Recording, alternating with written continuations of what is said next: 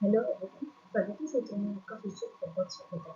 I hope आपको आपके सारे वीडियोस पसंद आ रही है। आई होप लास्ट वीडियो में थोड़ा ऑडियो प्रॉब्लम हुआ और थैंक यू आपने मुझे कमेंट्स के थ्रू बताया कि सॉरी ऑडियो प्रॉब्लम है। आगे से मैं ध्यान रखूँगी इस प्रॉब्लम का एंड इसी तरीके से मुझे मेरी गलतियाँ बताते रहिए और प्लीज़ अगर मैं कुछ अच्छा काम करूँ तो इसके लिए मुझे अप्रिशिएट भी कीजिए।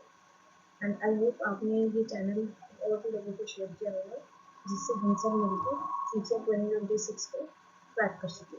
तो चलिए आज की क्लास स्टार्ट करते हैं। तो आज है हमारी एनवायरनमेंट सेक्शन की फ्रॉम जनवरी 2026 करंट अफेयर। तो चलिए शुरू करते हैं। सबसे पहले हम बात करेंगे आज रातापानी टाइगर रिजर्व के बारे में। ठीक है, ये क्यों आया है न्यूज़ के अंदर, क्योंकि इसका जल्द ही नाम चेंज करके डॉक्टर वी.एस. वाकणकर के नाम पे रखा जाएगा। ठीक है, जो कि एक पद्मश्री अवार्डी रह चुके हैं 1975।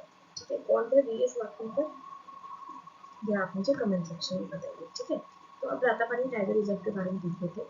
ये जो मध्य प्रदेश है, भोपाल के पास रायसेन सीहोर डिस्ट्रिक्ट के अंदर लोकेटेड है और इसे 57 टाइगर रिजर्व डिक्लेयर किया गया था इंडिया का दिसंबर 2024 में। ठीक है, और इसी तरह ये मध्य प्रदेश का एक टाइगर रिजर्व बन गया। ठीक है, तो ये क्वेश्चन बहुत कॉमन है क्योंकि ये रिसेंट मोस्ट डिक्लेरेशन है, तो ये पूछा जा सकता है कि कब इसे टाइगर रिजर्व डिक्लेयर किया गया। ठीक है, अच्छा, ये जो टाइगर रिजर्व है ये भीमबेटका ग्रुप ऑफ शेल्टर से एसोसिएटेड है, जो कि यूनेस्को वर्ल्ड हेरिटेज साइट है एज पर 2003। ठीक है, ये विंध्यन रेंजेस में है और नर्मदा रिवर के नॉर्थ साइड से पैरेलल चलती है। इसके अलावा कोलर रिवर जो है उसकी बाउंड्री को भी मार्क करती है। ठीक है, तो आई होप आपको ये सारी चीज़ें जो यहाँ लिखी है राताबारी टाइगर रिजर्व के बारे में, ये डायरेक्ट क्वेश्चन बनाने के लायक है, तो आप इसे जरूर ध्यान रखें। तो चलिए आगे बढ़ते हैं। अगला आता है हमारा हाईएस्ट नंबर ऑफ टाइगर्स।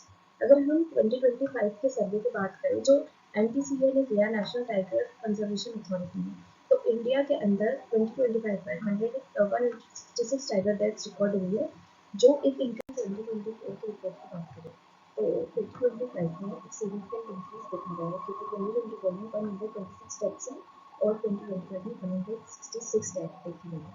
और अगर स्टेट वाइज हम देखें तो मध्य प्रदेश में हाईएस्ट नंबर ऑफ डेथ देखी गई है 55 डेथ, जिससे कि इसे एक मोस्ट अफेक्टेड स्टेट बताया गया है। मध्य प्रदेश जो है इसे टाइगर स्टेट ऑफ इंडिया भी कहते हैं, क्योंकि यहाँ पे largest number of tiger population है पूरी कंट्री में। इसके बाद अगर देखा जाए तो महाराष्ट्र को देखा गया है हाईएस्ट नंबर में, सेकंड हाईएस्ट नंबर में, जिसमें 38 टाइगर डेथ्स है। ठीक है, चलिए आगे बढ़ते हैं। अब हम देखते हैं एनटीसीए के बारे में, नेशनल टाइगर कंजर्वेशन अथॉरिटी के बारे में। एनटीसीए स्टैट्यूटरी बॉडी आपको बताइए under ministry of environment, forest and climate change. ठीक है, ये टाइगर कंजर्वेशन के लिए रिस्पॉन्सिबल है इंडिया के अंदर, और ये वाइल्ड लाइफ प्रोटेक्शन एक्ट 1972 के प्रोविजंस के अंदर बनाई गई। ठीक है, और इस एक्ट को 22 और इस एक्ट को 2006 में अमेंड किया गया। अगर इसकी स्टैब्लिशमेंट देखें तो 2005 में ये अथॉरिटी का स्टैब्लिशमेंट हुआ था टाइगर टास्क फोर्स की रिकमेंडेशन के अकॉर्डिंग। ठीक है, इसे स्टैट्यूटरी स्टेटस दिया गया wild life protection amendment act 2006 के अकॉर्डिंग। इसका हेडक्वार्टर न्यू दिल्ली है। और इसकी कंपोजिशन की बात करें तो इसके अंदर चेयरपर्सन जो होता है वो यूनियन मिनिस्टर होता है environment, forest and climate change का। अच्छा, ये जो यूनियन मिनिस्टर है ये कौन है environment, forest and climate change को, ये जरूर बताइएगा। अच्छा, आप लोग एक भी क्वेश्चन का आंसर नहीं देते, प्लीज कोशिश कीजिए कि इन मेरे द्वारा पूछे गए क्वेश्चन का आंसर दे, इससे आपकी भी हेल्प होगी। ठीक है, आप जब सर्च करेंगे तो आपके माइंड में ज्यादा देर के लिए वो रिकॉर्ड रहेगा। ठीक है, अच्छा, ये चेयरपर्सन वाइस चेयरपर्सन होता है minister of state for environment, forest and climate change, मतलब जिस भी स्टेट की बात करी जाए तो उसमें। तो आप मुझे बताइए, यहाँ पे मध्य प्रदेश की बात करिए तो मध्य प्रदेश का कौन। ठीक है, उसके अलावा और भी मेंबर्स होते हैं जो पार्लियामेंट, वाइल्ड लाइफ एक्सपर्ट और सीनियर गवर्नमेंट ऑफिशियल्स ये सब होते हैं। ठीक है, आई होप आपको समझ में आया। आगे बढ़ते हैं।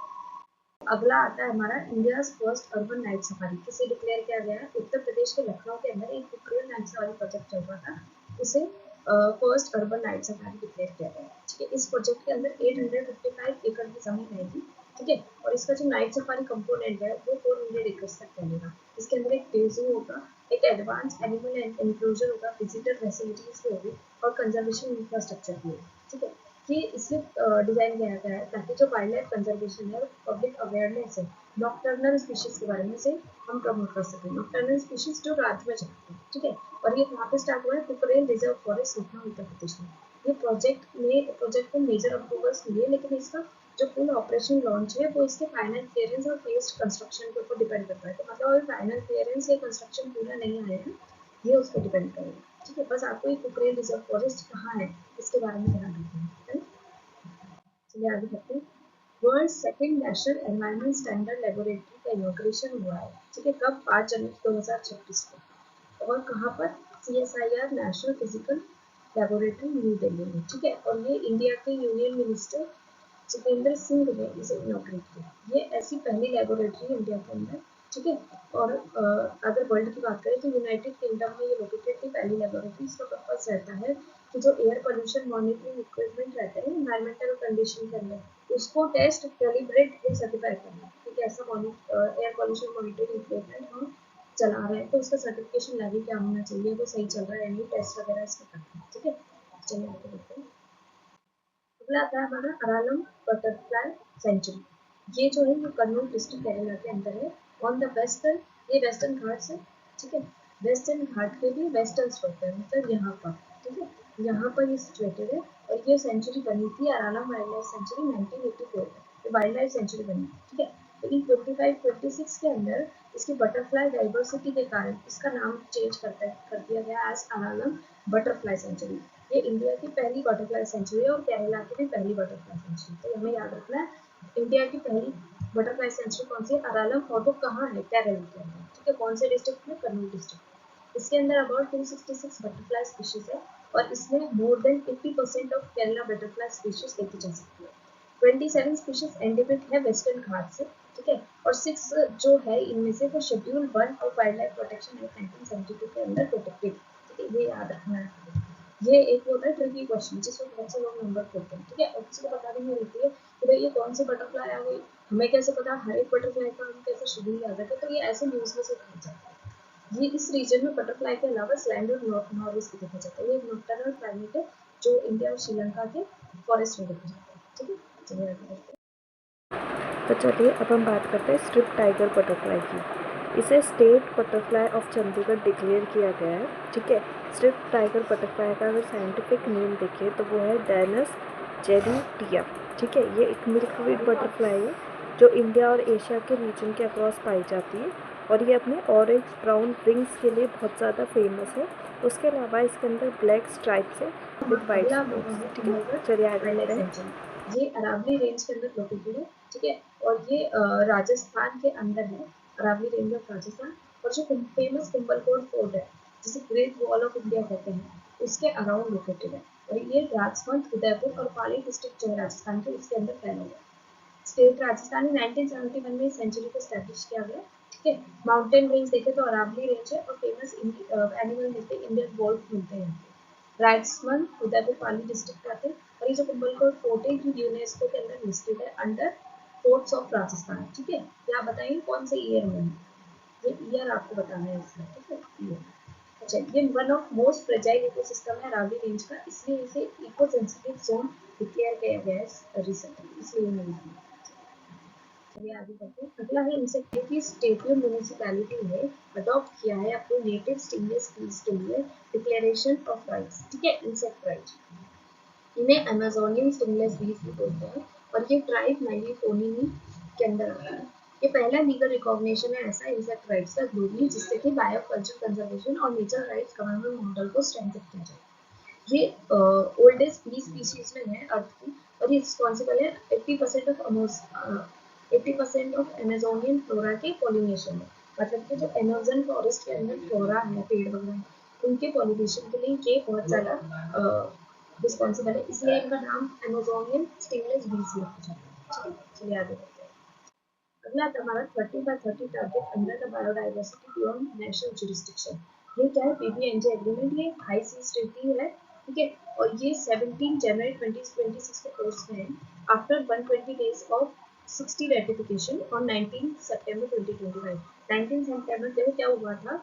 19 जनवरी 2023 को पीबीएनजे ने यानी बायोडाइवर्सिटी बियॉन्ड नेशनल जुरिस्डिक्शन ने एक एग्रीमेंट अडॉप्ट किया था बाय यूनाइटेड नेशन। 20 सितंबर 2023 को सिग्नेचर को ओपन किया गया। 19 सितंबर 2025 को 60 रेटिफिकेशन मिल गया, मतलब 60 कंट्रीज ने रेटिफाई कर दिया और 17 जनवरी 2026 को इसको फॉर्म में फोर्स में आया। ये ट्रीटी क्या करती है, ये first legally binding global framework है जो क्या करेगी, जो हाई सीज है ना, मतलब नेशनल जुरिस्डिक्शन के बाद में जो सी का जो वो आता है एरिया, उसके अंदर जो बायोडाइवर्सिटी है उनको प्रोटेक्ट करने के, जैसे कि आपने देखा है कि कंट्री के अंदर अपन को एक जुरिस्डिक्शन, जैसे एक कंट्री कोई सी के पास में है ना, किसी ओशन के पास में, तो उसको एक लिमिटेड एरिया तक जुरिस्डिक्शन मिलेगा। उसके बाद में जो एरिया आता है जिसका किसी कंट्री के ऊपर हक नहीं है, उनकी बायोडाइवर्सिटी को प्रोटेक्ट करने के लिए एक फ्रेमवर्क लाएगा। ठीक है, जिससे क्या होगा कि कंट्रीज को मेराइन प्रोटेक्टेड एरियाज मिलेंगे। ठीक है, और 30/30 गोल मिलेगा, मतलब कि 2030 तक 30% ऑफ वर्ल्ड ओशियन को प्रोटेक्ट करने का एक गोल है। ठीक है, 30/30। तो चलिए, आज के लिए इतना ही। आई होप आपको ये क्लास समझ में आई। और प्लीज़ ऐसे ही मुझे बताते रहिए मेरी गलतियाँ, और साथ ही अगर मैं कुछ अच्छा करूँ तो उसे अप्रिशिएट कीजिए। और सबसे इम्पोर्टेंट, सब कुछ छोड़िए, आप जो क्वेश्चन पूछे जा रहे हैं उनके आंसर दीजिए। इससे आपको ये हेल्प मिलेगी, जब आप सर्च करेंगे उसके बारे में सोचेंगे तो आपके माइंड में बहुत टाइम तक वो टिकेगा। ठीक है, तो इसलिए प्लीज़ रिस्पॉन्ड कीजिए। तब तक तो चलते हैं। तो चलिए मिलते हैं अगले वीडियो में। तब तक के लिए thank you so much. Subscribe the channel, share it as much as possible. Thank you.